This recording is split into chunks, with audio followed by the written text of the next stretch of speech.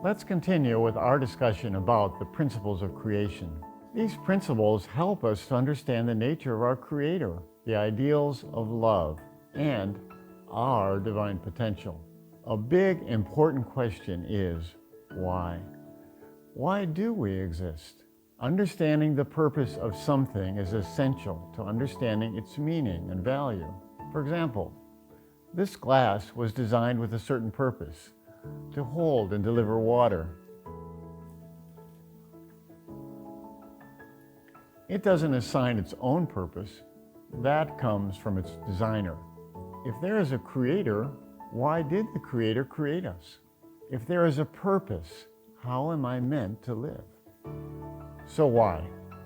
Why does anyone do anything? What motivates you? You do something because it makes you happy. Pretty simple. You do things because it brings you joy. Joy is the ultimate motivator. Let's take a look at how joy is produced. It starts with oneself. Joy doesn't just float around. To find joy, you'll need an object, something to relate with, something besides yourself. And if you find an object that responds to you, that makes you happy. When things respond to our desires, we feel happy, and we feel sad or frustrated when they don't. You want something that you can see yourself in, and you want something that complements your nature, something that balances you and completes you.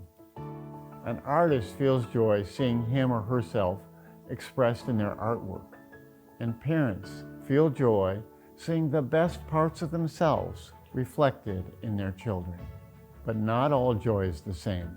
For example, I can find a certain amount of happiness from this water, especially when I'm thirsty. But after a while, I'm not thirsty anymore. It's not the ultimate happiness.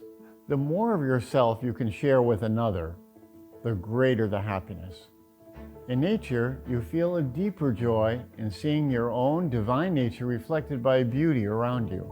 Perhaps you have a pet, like Spot here. Spot responds to the love I give him.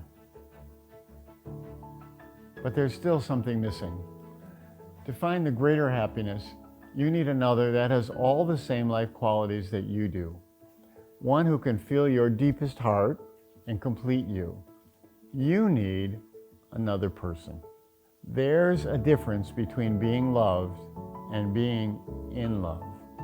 When you're in love, you've completely given your heart and self to another, and you are so happy. In the logic of love, it's only by giving yourself away that you find who you really are. And that is why God created us.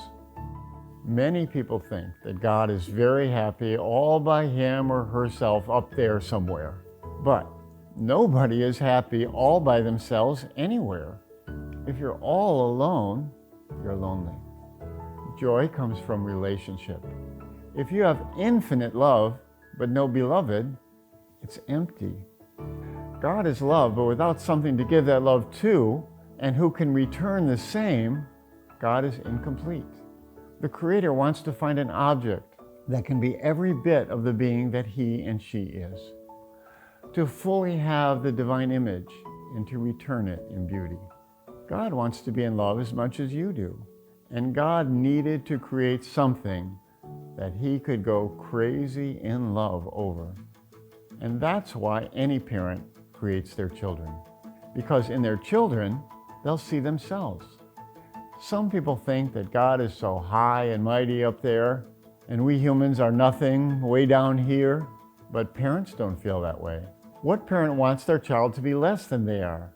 Hey kids, you're never going to be as great as me. But if your children grow up to be even more wonderful, more loving, more brilliant, and more successful than you, would you be jealous? Or would you be happy? You would be really happy. God created us to be his equal so that he could share his love and beauty as our parent. God wants to be in love with us, and we want to be in love with God. That is why God created us. Now we understand why we exist.